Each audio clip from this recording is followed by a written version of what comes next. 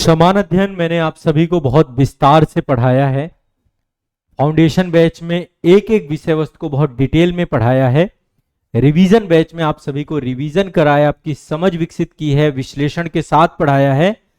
अब मैं आपको समान अध्ययन वन लाइनर कंटेंट भी पढ़ा रहा हूं। एक नई पहल है, नया इनिशिएटिव है, जीके जीएस का वन लाइनर यानी फैक्चुअल कंटेंट। देखिए, प्रारंभिक परीक्षा में तथ्य पूछे जाते हैं, आईएएस में भी पूछे जाते हैं, स्टेट पीसीएस एग्जाम में भी पूछे जाते हैं, और कोई भी आप वनडे एग्जाम देते हैं वहां पर भी तथ्य पूछे जाते हैं। फैक्ट खूब आते हैं, जितने भी आपके एग्जाम है सभी में। देखिए, बिना फैक्ट के आप विश्लेषण भी नहीं कर सकते हैं। तो जो फाउंडेशन बैच में मैं पढ़ाता हूं वो डिटेल में चीजें पढ़ा रहा हूं, चीजें एक एक लिखवा रहा हूं, समझा रहा हूं। हम चीजों को इंटरलिंक करके पढ़ रहे हैं, एक सब्जेक्ट को दूसरे सब्जेक्ट के साथ, एक टॉपिक को दूसरे टॉपिक के साथ, और उसकी पूरी एक स्टोरी के साथ उसको पढ़ रहे हैं ताकि वो चीजें याद रहे। यहां पर हम केवल फैक्चुअल पढ़ेंगे, point by point, fact bye fact, और मेरी कोशिश रहेगी कि फैक्ट आपको याद हो जाए। आईएएस एग्जाम में जितने भी फैक्ट आते हैं यहां से कवर होंगे, स्टेट पीसीएस एग्जाम में जितने भी फैक्ट आते हैं यहां से कवर होंगे। यहां से आपके आरओ का एग्जाम या कोई भी वनडे एग्जाम आप सभी का, जैसे लाइक एसएससी का एग्जाम है, रेलवे का एग्जाम है, या फिर कोई भी एग्जाम आप देंगे, फैक्ट आपके पूरे के पूरे याद जरूर करवा दूंगा मैं। तो ये एक पूरी की पूरी श्रृंखला है जहां पे तथ्यात्मक और फैक्चुअल डेटा आप सभी को पढ़ाया जाएगा। अब चूंकि इसमें पढ़ाने का तरीका क्या होगा, एक तरीका यह हो सकता है कि क्रम से एक एक सब्जेक्ट को लें और हम पढ़ाना चालू करें।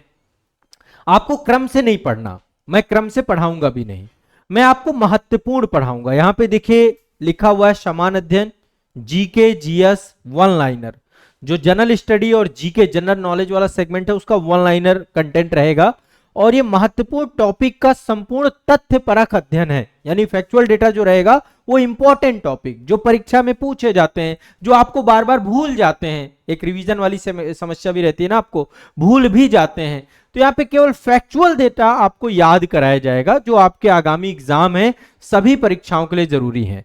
जितने भी छात्र हमारे साथ यूट्यूब पे जुड़े हुए हैं, हमारे साथ एप्लीकेशन में जुड़े हुए हैं, ये सीरीज आपको फॉलो करनी है। समान अध्ययन वन लाइनर कंटेंट अब आपका शुभारंभ होता है। मैं सेशन को बहुत ही बढ़िया तरीके से आपका लेके चलूंगा। एक सेशन में लगभग 20 कम से कम और ज्यादा से ज्यादा 25-30 फैक्ट रहेंगे। बाद में इसका इंटायर सेशन आएगा जिसमें मल्टीपल बहुत पूरे के पूरे फैक्चुअल उसमें संपूर्ण सेशन के तौर पे आपको मैं उपलब्ध करा दूंगा। तो चलिए एक नया शुभारंभ करते हैं। रैंडम टॉपिक होंगे, इतिहास भी होगा, इसमें भूगोल के टॉपिक भी होंगे, जो है राज्य व्यवस्था भी होगी, पर्यावरण भी होगा आपका, इसमें साइंस सामान्य ज्ञान सामान्य विज्ञान भी होगा, और करंट अफेयर्स के जो सेगमेंट हैं वो भी इसमें सम्मिलित होंगे। यानी ए टू जेड सारे सब्जेक्ट, जहां पे फैक्ट होगा, जहां पे तथ्य होगा, जो तथ्य परीक्षा के लिए जरूरी होगा वो सब यहां पे याद कराया जाएगा। तो आपके जो आगामी एग्जाम हैं, प्रारंभिक परीक्षाएं हैं, उन सभी प्रारंभिक परीक्षा के लिए रामबाण है। जहां की मुख्य परीक्षा आमतौर पे ज्यादातर मुख्य परीक्षा रिटन में है, लिखने में है, लेकिन जो वनडे एग्जाम है जहां पर ऑब्जेक्टिव टाइप आता है या आरओ में ऑब्जेक्टिव टाइप आता है, वहां पर आपको यह सेशन बहुत महत्वपूर्ण होगा। ठीक है, तो चलिए सेशन का शुभारंभ करते हैं। एक एक करके फैक्ट मैं आपको बताता जाऊंगा, कुछ चीजें आप लिखते भी जाइएगा, नोट्स भी बनाते जाइएगा। मेरी इन क्लासेस का नोट्स आपको साथ साथ बनाते हुए चलना है। ठीक है, तो चलिए सत्र को शुरू करते हैं। सबसे पहले इतिहास से शुरू करेंगे, और इतिहास में मॉडर्न वाले सेगमेंट से क्वेश्चन ज्यादा पूछता है, तो क्यों ना आधुनिक भारत वाले विषय वस्तु को हम पहली प्राथमिकता दें, आधुनिक भारत वाले विषय वस्तु को लेकर के चले। आप लोग बस लिखते भी जाइएगा साथ साथ में। तो जैसे देखिए कुछ आपकी महत्वपूर्ण पुस्तकें हैं, उन पुस्तकों से प्रश्न आपका मैच द फॉलोइंग आ जाता है ना, मैच द फॉलोइंग क्वेश्चन बन जाता है। तो जैसे एनी बेसेंट के द्वारा दो पुस्तकें या कह सकते हैं दो पत्रिकाएं थी जो आपकी उस समय जब इंडियन फ्रीडम स्ट्रगल चल रहा था, एक तो न्यू इंडिया है, दूसरा कॉमनवेल है। कई बार क्वेश्चन इससे बन चुका है। मैंने जैसा कि बताया कि ये तथ्यात्मक डेटा जो रहेगा रैंडम रहेगा, महत्वपूर्ण टॉपिक ज्यादा रहेंगे, और यही होना चाहिए, अप्रोच ही यही होना चाहिए। परीक्षा के लिए सबसे रामबाण सीरीज है आपकी, ये समझ लीजिए रामबाण सीरीज है, जीएस वन लाइनर रामबाण सीरीज के तौर पे आपकी ये आपको मिलेगी। ठीक है, तो इसमें जो है न्यू इंडिया और कॉमन बिल। मैं यहाँ पे बहुत ज्यादा एनालिसिस नहीं करूंगा किसी चीज का, एक बहुत ज्यादा क्या करूंगा ही नहीं, क्योंकि ये तथ्यपरक है। जो यदि आप एनालिसिस बेस पढ़ना है तो आप मेरे साथ, आपको फाउंडेशन बैच में जुड़ना पड़ेगा। रिवीजन करना है तो रिवीजन बैच में एक नया ही सेगमेंट चालू कर रहा हूं।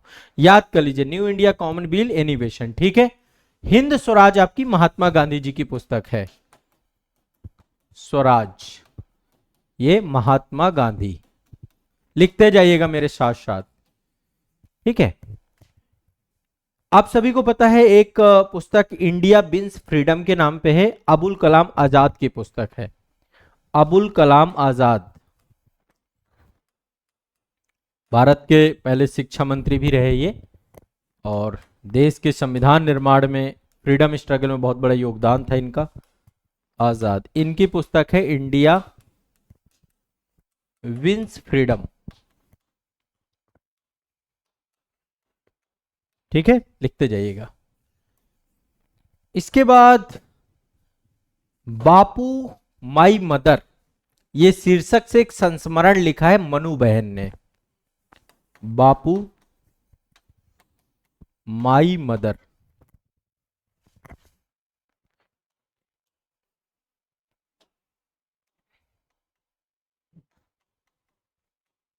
एक ये संस्मरण है, मनु बहन के द्वारा लिखा गया है। मनु बहन, बापू माई मदर, ये सब पूछे भी गए हैं क्वेश्चन, कहीं ना कहीं पे पूछे गए होंगे। अरविंद घोष, अरविंद घोष, हम इसमें स्वतंत्र हैं। ये जो पूरी सीरीज है आपकी, इसमें मैं स्वतंत्रता के साथ जो मुझे इंपॉर्टेंट लगेगा वही टॉपिक आपको पढ़ाऊंगा, और आप आराम से इसके नोट्स बनाते हुए चलिएगा। द लाइफ डिवाइन, एक बार क्लास में पढ़ लीजिए, एक बार रिवाइज कर लीजिएगा। The life divine, Aurobindo Ghosh की ये आपकी जो है द लाइफ डिवाइन है, ठीक है। इसके बाद एक आपका गीता रहस्य, बाल गंगाधर तिलक जी का नाम बहुत महत्वपूर्ण व्यक्ति हैं। गीता रहस्य, बाल गंगाधर तिलक, ठीक है। ये कुछ बुक्स हैं।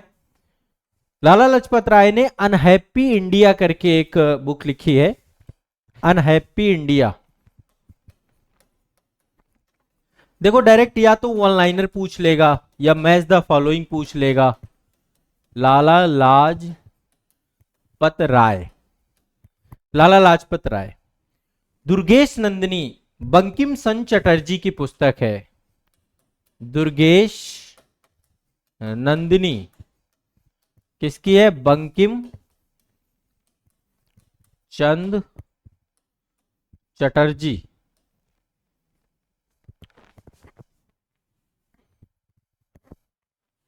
बंकिम चंद्र चटर्जी,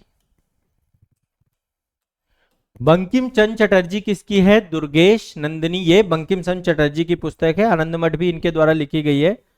एक जो मतलब एवरग्रीन है, ये पूछा ही जाता है, रफली आपको पता भी होगा, एक बार जान लीजिए। और poverty and un British rule in India, Lala Lajpat, Dadabhai Naoroji, माफ करिएगा, लाला लाजपत राय जी की अनहैप्पी इंडिया है, ठीक है। अनहैप्पी इंडिया लाला लाजपत राय जी की, poverty and un British rule in India दादा भाई नौरोजी की, इनके द्वारा धन के निष्कासन का सिद्धांत भी इसमें बताया गया है। ड्रेन ऑफ वेल्थ थ्योरी भी दी गई है। बाल गंगाधर तिलक के दो समाचार पत्र थे, केसरी और मराठा, केसरी और मराठा। तिलक साहब के, तिलक साहब के गीता रहस्य भी तिलक साहब की है, ठीक है। गीता रहस्य भी तिलक साहब की है। अनहैप्पी इंडिया भी लाला लाजपत राय की है। Poverty and un British rule in India दादा भाई नौरोजी की पुस्तक है। दुर्गेश नंदिनी आनंद मठ ये बंकिम चंद्र चटर्जी की पुस्तक है, ठीक है। क्लियर है, स्पष्ट है। कुछ ये बुक्स हैं, ठीक है। एक पुस्तक है इंडियन अनरेस्ट, अनरेस्ट माफ करेगा, इंडियन अनरेस्ट, ये बुक लिखी है वैलेंटाइन सिरोल, वैलेंटाइन सिरोल। इसी पुस्तक में इन्होंने बाल गंगाधर तिलक जी को भारतीय अशांति का जनक कहा। जिसके बाद उनके ऊपर केस किया गया, वो सारी चीजें। भारतीय अशांति का जनक इसी के द्वारा, वैलेंटाइन सिरोल के द्वारा कहा गया, इंडिया अर्नेस्ट में, इसी बुक में। ये भी आपको दिमाग में बैठा के रखना है। दो किताबें और बताऊंगा, एक इंडियन स्ट्रगल, सुभाष चंद्र बोस की पुस्तक है। इंडियन स्ट्रगल किसकी है? सुभाष बाबू की पुस्तक है, सुभाष चंद्र बोस, ठीक है। सुभाष जी की पुस्तक है। प्रयागराज में एक सुभाष चौराहा है सिविल लाइन का, बड़ा ही मतलब खूबसूरत, वहां पे उनकी तस्वीर है। सुभाष जी को जो स्थान मिलना चाहिए था इतिहास में, वो नहीं मिला है। इस पे एक लंबी चर्चा हो सकती है, क्योंकि बहुत बड़ा योगदान रहा इस नायक का, इस हीरो का, ठीक है।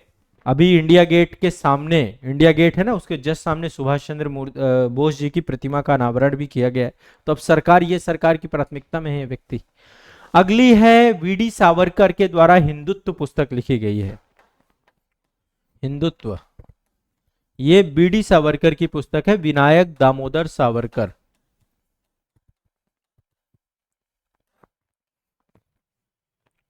ठीक है, विनायक दामोदर सावरकर, इनके ऊपर मूवी भी बन चुकी है, विनायक दामोदर सावरकर। ये भी एक ऐसे हीरो रहे जिनके बारे में बहुत सारी बातें निकल के आती हैं, जो स्थान इनको इतिहास में मिलना चाहिए वो स्थान नहीं मिला। भी मूवियाँ वगैरह बनी है, ठीक है।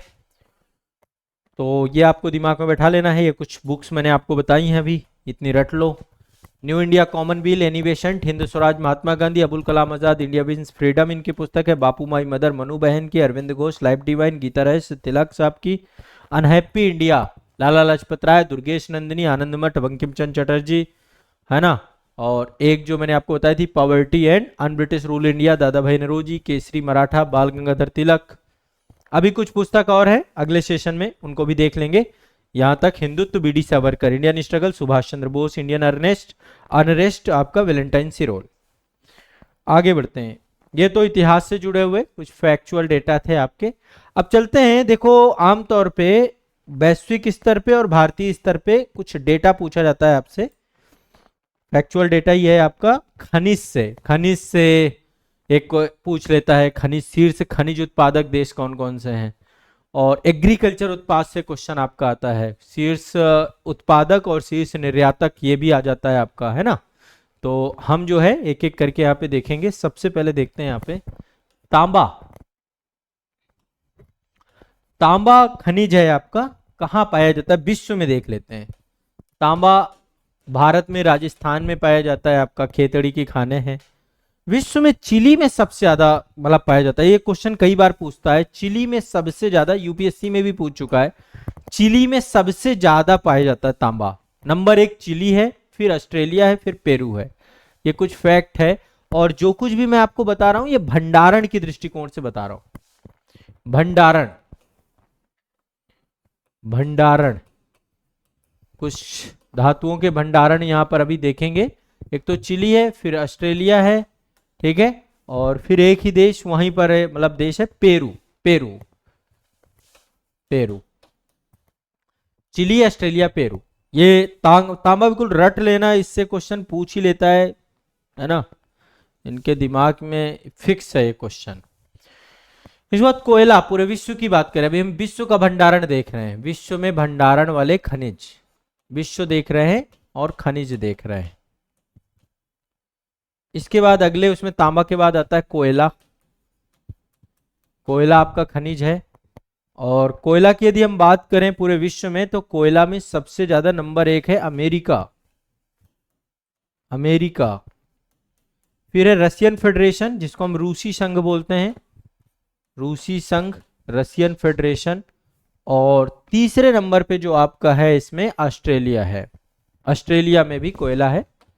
भारत में भी कोयला है, लेकिन भारत में बिटुमिनस प्रकार का कोयला सबसे ज्यादा पाया जाता है। कोयला 4 प्रकार का है, एंथ्रेसाइट, बिटुमिनस, लिग्नाइट और पीट, ठीक है। एंथ्रेसाइट्स कश्मीर वाले क्षेत्र में, कारगिल वाले रीजन में पाया जाता है, लेकिन ज्यादातर आपका बिटुमिनस है। पीट आपका दक्षिण भारत में पाया जाता है, तमिलनाडु वाले क्षेत्र में।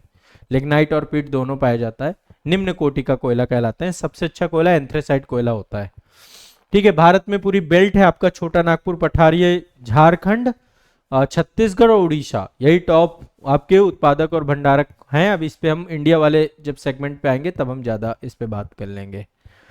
लोहा आपका सबसे ज्यादा ऑस्ट्रेलिया में पाया जाता है, लौह अयस्क, लौह अयस्क, लौह अयस्क आपका ऑस्ट्रेलिया में, ठीक है। ऑस्ट्रेलिया, ब्राजील और रूस, ब्राजील और रूस, ऑस्ट्रेलिया, ब्राजील, ऑस्ट्रेलिया, ब्राजील और रूस, ठीक है। ये आपका यहाँ पे क्या पाया जाता है, सबसे ज्यादा भंडारण है आपका लौह अयस्क का। इसके बाद अगला है सोना। सोना आपका ऑस्ट्रेलिया में, सोना, स्वर्ण, एयू, सबसे ज्यादा तो आपका सोना ऑस्ट्रेलिया में पाया जाता है। ऑस्ट्रेलिया के बाद जो है दूसरे नंबर पे सोने के मामले में रूस आता है, फिर दक्षिण अफ्रीका आता है। रूस, फिर दक्षिण अफ्रीका आता है, ठीक है। तांबा सबसे ज्यादा चिली, बहुत क्वेश्चन आता है, बहुत क्वेश्चन आता है, ठीक है। इससे कोयला अमेरिका, लौह अयस्क ऑस्ट्रेलिया नंबर 1, सोने में भी ऑस्ट्रेलिया नंबर 1 है, ठीक है। इसके बाद कुछ और ऐड कर लेते हैं इसमें, जो इंपॉर्टेंट है वही मैं ले रहा हूं ताकि आपको पेट्रोलियम, कच्चा पेट्रोलियम, कच्चा पेट्रोल या कच्चा मतलब तेल कह सकते हैं, crude oil, crude petroleum, crude petroleum, कच्चा पेट्रोलियम, वेनेजुएला नंबर 1 में है इसमें, वेनेजुएला भंडारण में, इससे क्वेश्चन बहुत पूछता है। फिर सऊदी अरब है और फिर इसके बाद कनाडा है, सऊदी अरब, फिर कनाडा है। ये प्रश्न भी मल्टीपल टाइम पूछा गया है। वेनेजुएला मतलब अभी यहाँ पे क्या है, एक तो कम्युनिस्ट गवर्नमेंट है, दूसरा अभी यहाँ पे बहुत सारे प्रतिबंध लगा रखे हैं अमेरिका ने, तो वेनेजुएला में भंडारण तो है लेकिन उत्पादन नहीं होता उतना। दूसरा क्या है, हालत बहुत खराब है यहाँ के लोगों की, अभी हाल ही में डिमोनेटाइजेशन भी किया था, यहाँ की मुद्रा की स्थिति काफी खराब हो गई थी, तो मतलब कंडीशंस काफी खराब है क्रूड ऑयल में। अभी भारत भी जो इंपोर्ट कर रहा है सबसे ज्यादा, हमारा आयात पे निर्भर है पूरा का पूरा, तो हम रूस से सबसे ज्यादा आयात कर रहे हैं, रूस से, फिर इराक से, फिर सऊदी से, फिर यूएई से, है ना। तो भारत सबसे ज्यादा इस समय टॉप इंपोर्टर है, रसिया से इंपोर्ट करते हैं हम लोग सबसे ज्यादा। ये फैक्ट भी बीच बीच में जो मैं बताता जा रहा हूं इनको भी याद कर लीजिएगा। इसके बाद चांदी की बात करें, यदि चांदी पेरू में पाई जाती है ज्यादा, पेरू, ये भी आपका लैटिन अमेरिकी देश है, पेरू, ऑस्ट्रेलिया, पोलैंड, ये एंडीज पर्वत श्रेणी है ना आपका, यहाँ से पेरू, फिर ऑस्ट्रेलिया, फिर पोलैंड, यहाँ पे चांदी पाई जाती है आपकी, पेरू, ऑस्ट्रेलिया, पोलैंड, यहाँ पे चांदी पाई जाती है, ठीक है। दिमाग में बैठा लेना, ये कुछ फैक्ट है। अच्छा एक चीज और देख लो, प्राकृतिक गैस, प्राकृतिक गैस, प्राकृतिक गैस के मामले में रूस सबसे ज्यादा है। रूस में देखो तेल के भंडार भी बहुत है और प्राकृतिक गैस भी रूस में बहुत बड़ी मात्रा में पाया जाता है, ठीक है। जैसे क्रूड ऑयल मैंने आपको बताया कि वेनेजुएला में है, तो सबसे ज्यादा रूस में, फिर इसके बाद ईरान में, ईरान में भी प्राकृतिक गैस बहुत है। ईरान वही जो अभी आपको तो पता है पाकिस्तान से बॉर्डर लगती है, अफगानिस्तान से बॉर्डर लगती है और कैस्पियन सागर से सीमा साझा करता है। अभी इजराइल के द्वारा हमला कर दिया गया था, बड़ा चर्चा में था। छोटा सा देश है कतर भी है, यहाँ भी प्राकृतिक गैस पाई जाती है। टॉप 3 में रूस, ईरान, कतर, ये कुछ याद कर लीजिए, ये संख्या बढ़ती जाएगी। एक चीज और ऐड कर देते हैं यहाँ पे, है ना, एक चीज और ऐड कर लेते हैं, और जितना कुछ भी आपको यह ऐड कराऊं दिमाग में बैठा लीजिएगा, ठीक है ना। ग्रेफाइट, एक बार क्वेश्चन पूछा था, ग्रेफाइट, ग्रेफाइट पाया जाता है टर्की में प्राकृतिक रूप से, फाइड, हम नेचुरल रिसोर्स की बात कर रहे हैं, जो भी कर रहे हैं, प्राकृतिक रूप से पाया जाता है ग्रेफाइट टर्की, तुर्की में। तुर्की नंबर 1 है ग्रेफाइट के मामले में, फिर चीन है, फिर ब्राजील है, चीन, ब्राजील। संभवतः अब आपको विश्व के भंडारण में कुछ खनिज मैंने डिस्कस किया, अभी ये मतलब चलता रहेगा। अब हम एग्रीकल्चर भी देखेंगे इसमें, कुछ मैं चाह रहा हूं कि फैक्चुअल डेटा बच्चों को ये ज्यादा भूलता है। फिर सब एक बार रट लो, तांबा, चिली, कोयला अमेरिका, लॉ अयस्क ऑस्ट्रेलिया, सोना Australia, crude oil petroleum Venezuela, star लगा रहा हूं इसमें, क्रूड ऑयल में स्टार लगा लो, तांबा में स्टार लगा लो, चांदी में भी लगा लो, चांदी आपका पेरू में पाई जाती है, सोना आपका ऑस्ट्रेलिया में पाया जाता है, ठीक है। सबसे ज्यादा सोना ऑस्ट्रेलिया में, लोहा ऑस्ट्रेलिया में, प्राकृतिक गैस के मामले में रसिया है, ये भी स्टार लगा लो, ग्रेफाइट में टर्की है, ठीक है ना। चलते जाएंगे, बहुत सारा कंटेंट मैं देखो ऑलरेडी पढ़ा चुका हूं, बट अब मैं केवल फैक्चुअल के मूड से हूं ताकि आपको फैक्चुअल चीजें याद रहे, आपको दिक्कत ना हो किसी बच्चे को, ठीक है ना। अभी बहुत कुछ है, बहुत पूरा एक एक करके हम देखेंगे। अब चलिए आगे चलते हैं, कुछ और भी फैक्ट देखते हैं, कुछ इकोनॉमी से जुड़े हुए एग्रीकल्चर वाले सेगमेंट से, तथ्यात्मक चीजें जो एग्जाम में पूछता है। बहुत सारे संस्थान हैं जिन संस्थानों से क्वेश्चन पूछ लेता है या कुछ फैक्चुअल डेटा है, जैसे कि एक क्वेश्चन पूछता है कि भारत में पहला कृषि विश्वविद्यालय की स्थापना कहाँ की गई, तो कृषि विश्वविद्यालय की स्थापना की गई पंतनगर में, पंतनगर है उत्तराखंड में, ठीक है। भारत का पहला प्रथम कृषि एग्रीकल्चर यूनिवर्सिटी विश्वविद्यालय, भारत का पहला कृषि विश्वविद्यालय कहां है, पंतनगर, पंतनगर उत्तराखंड, उत्तराखंड। अब यहां पे कुछ मैं अनुसंधान संस्थान आपको बताऊंगा, याद कर लीजिएगा रिवीजन के दृष्टिकोण से भी और याद करना भी। दलहन संस्थान, पूरा नाम बताता हूं, भारतीय दलहन अनुसंधान केंद्र, भारतीय दलहन अनुसंधान केंद्र लिख ही देते हैं पूरा, कानपुर में ये भारतीय दलहन, क्वेश्चन आता है इससे, अनुसंधान केंद्र कानपुर। केंद्रीय धान अनुसंधान संस्थान, केंद्रीय धान अनुसंधान संस्थान, केंद्रीय धान अनुसंधान संस्थान कटक उड़ीसा में अवस्थित है। कहां पर है, कटक, कटक उड़ीसा। केंद्रीय धान अनुसंधान संस्थान उड़ीसा में अवस्थित है। राष्ट्रीय सरसों अनुसंधान केंद्र भरतपुर में अवस्थित है, राजस्थान में।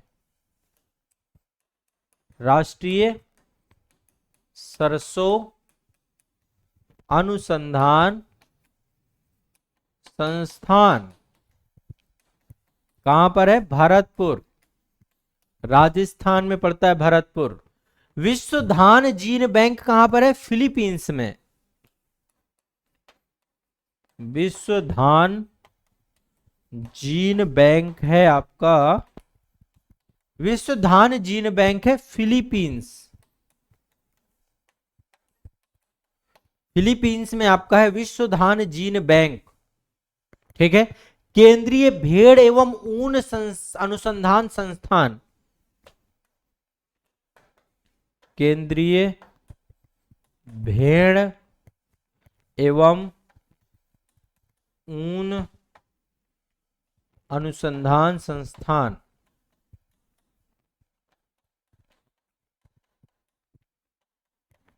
केंद्रीय भेड़ एवं ऊन अनुसंधान संस्थान कहां पर था, अंबिका नगर राजस्थान में, अंबिका नगर राजस्थान में, नगर राजस्थान में, अंबिका नगर राजस्थान में पड़ता है आपका, ठीक है। अंबिका नगर राजस्थान में केंद्रीय भेड़ एवं ऊन संस्थान पड़ता है। प्रथम कृषि विज्ञान केंद्र की स्थापना पुदुचेरी में की गई। प्रथम कृषि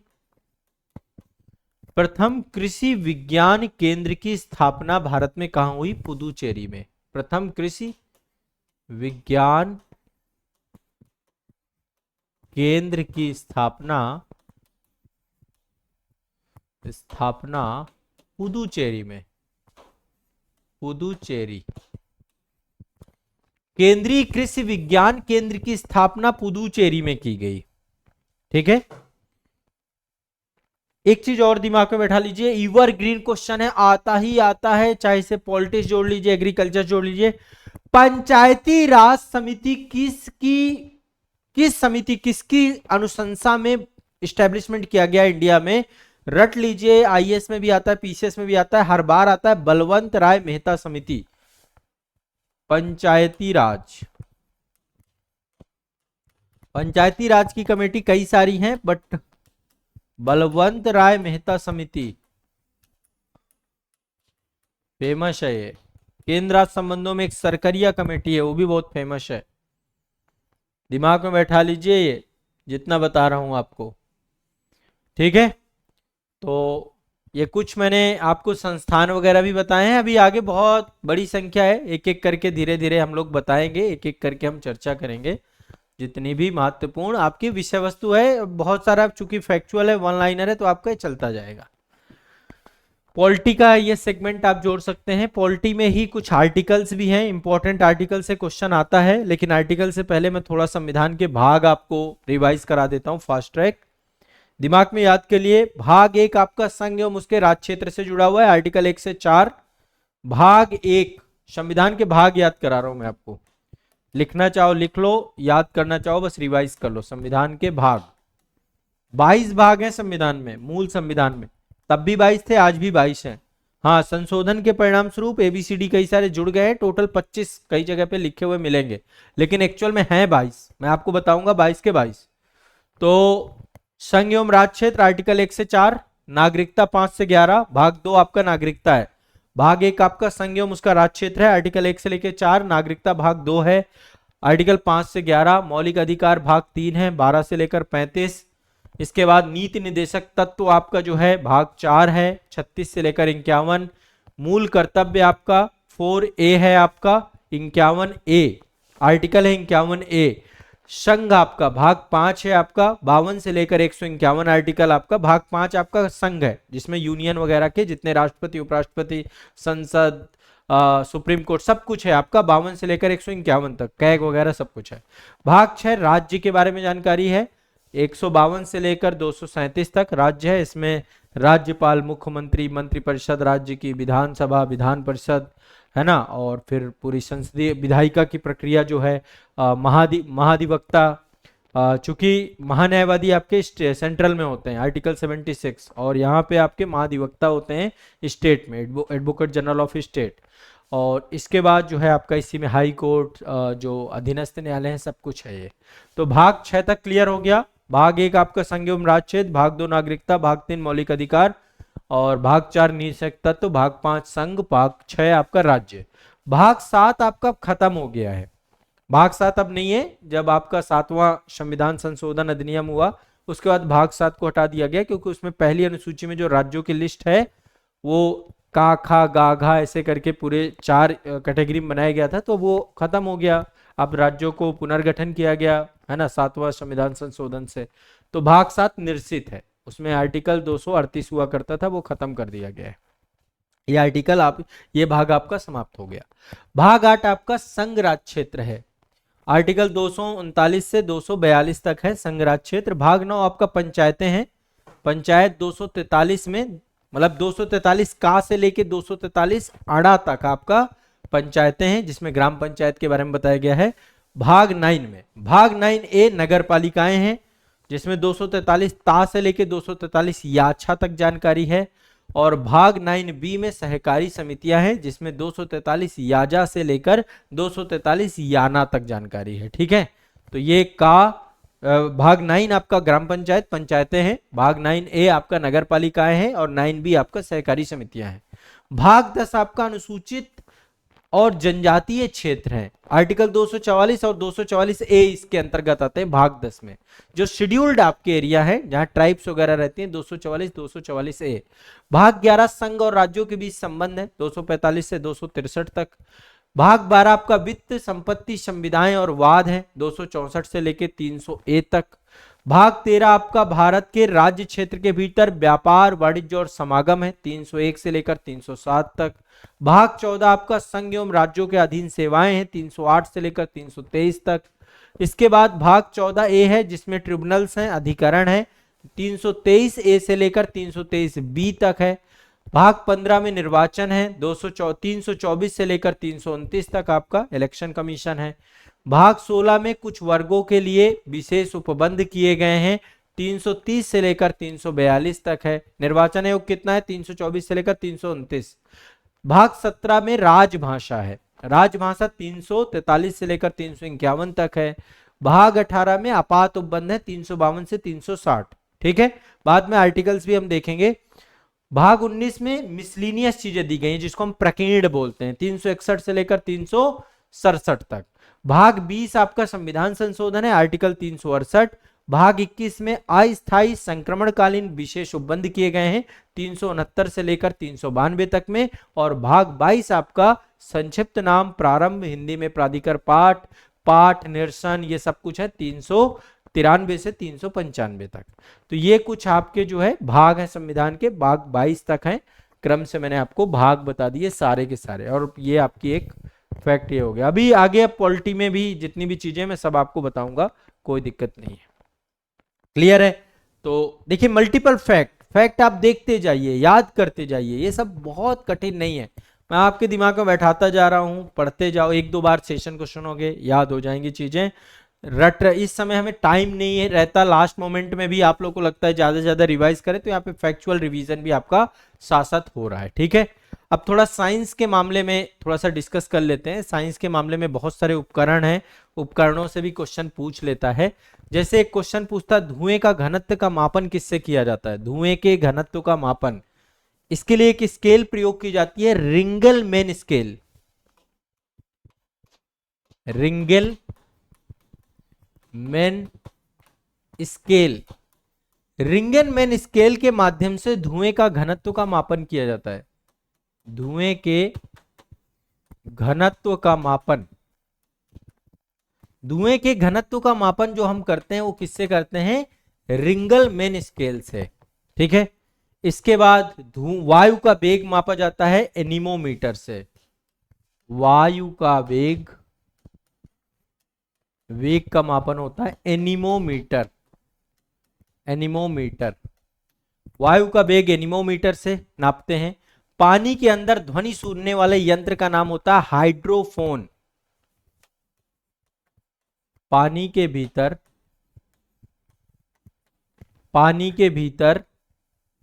ध्वनि सुनने के यंत्र का नाम है हाइड्रोफोन। पानी के भीतर ध्वनि सुनने के यंत्र को हम क्या बोलते हैं? हाइड्रोफोन।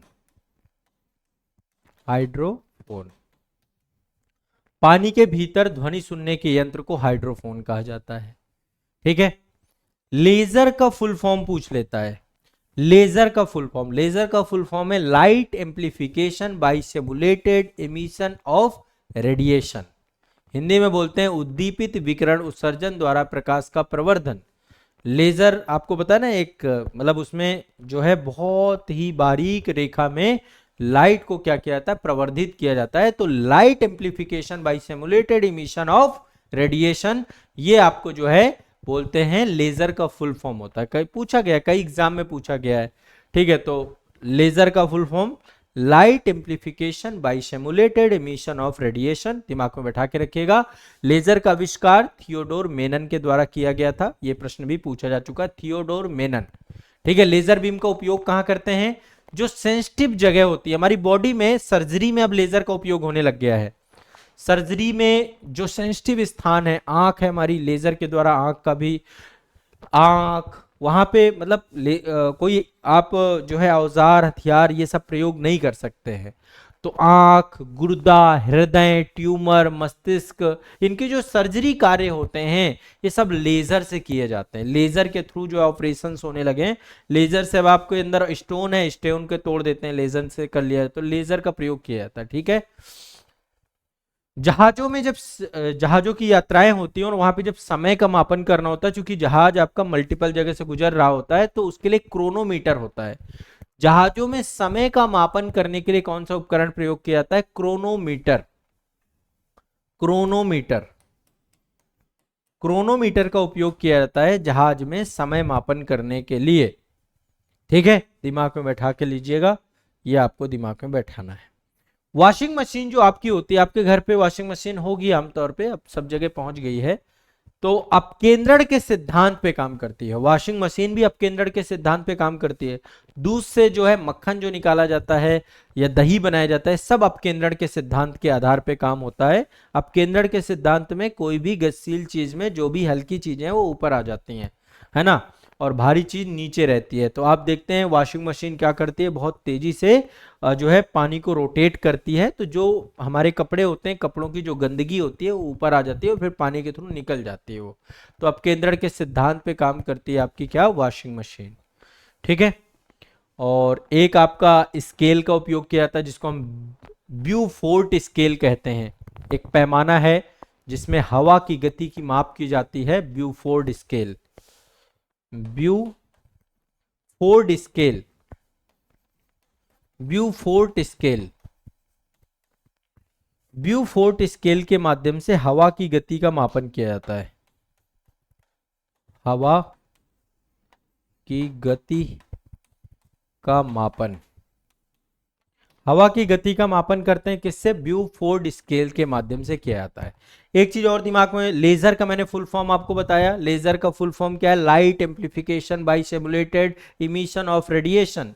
वहां पे अब आपको एग्जाम में आएगा, आप कर ले जाओगे बहुत। ऐसी रेडार, रडार का नाम आपने सुना है ना, रडार के माध्यम से जितने भी एरोप्लेन उड़ रहे हैं या विदेशी कोई भी वायु क्षेत्र, जितना भी हमारा एयर ट्रैफिक है, रडार के माध्यम से उसको जो है रेक्टिफाई किया जाता है। तो रडार का फुल फॉर्म होता है radio detection and raising. Radio detection and raising जो आपका होता है रडार का फुल फॉर्म होता है, ये भी पूछा जा चुका है। ठीक है, रडार का फुल फॉर्म क्या है, radio detection and raising. Radio detection and raising दिमाग में बैठा लीजिए, ये आपको कुछ याद रखना है। सभी फुल फॉर्म वगैरह भी कई जगह पे पूछता है एग्जाम वगैरह में, तो दो मैंने आपको बताया। अभी मैं साइंस के सब कुछ आपको, अब ये चूंकि पूरी की पूरी एक श्रृंखला के तौर पे रहेगा, तो आपको फैक्चुअल डेटा आपके दिमाग में बैठाएगा। एक एक फैक्ट आपको पढ़ाऊंगा। तो जैसा मैंने आपको बोला था कि आपको अब फैक्चुअल डेटा के लिए बिल्कुल परेशान नहीं होना है, मल्टीपल फैक्ट आप यहाँ पे पढ़ेंगे और क्लास पे आपको चीजें समझ में आएंगी। ठीक है, चलिए।